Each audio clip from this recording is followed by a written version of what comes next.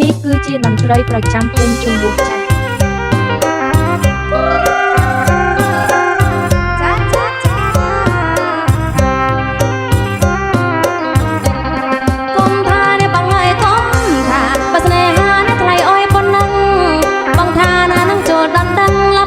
ប៉ុណ្ណឹងដាបងអើយកុំថាបើគ្មានឆ្ងាញ់ណាបើស្រឡាញ់ណាល្អកុំតាមតតាបងគើបជីវាមេដាក់ដំលែខាងស្លា$5,000ថ្លៃអុយប៉ុណ្ណឹងបងអើយកុំធ្វើក្របពូនកុំលេងខ្លួនណាកុំអុយនាងខឹងបងហ៊ានទេប៉ុណ្ណឹងតនាងខឹងនាងដកចិត្តវិញហើយអ្នកប្រយ័ត្នបានគេបងកុំមើលនឹកស្ដាយលើប្រាប់ឲ្យអ្នកប្របងអើយកុំថា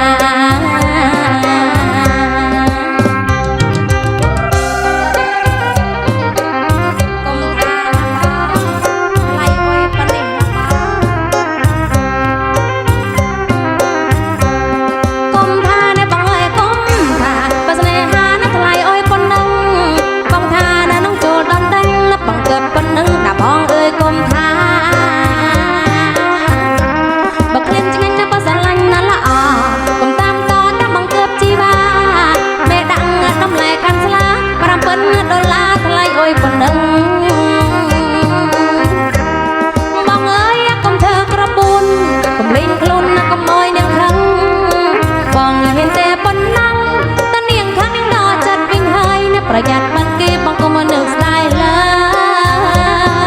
យនាងប្រាប់ឲ្យអ្នកប្របងអើយកុំថា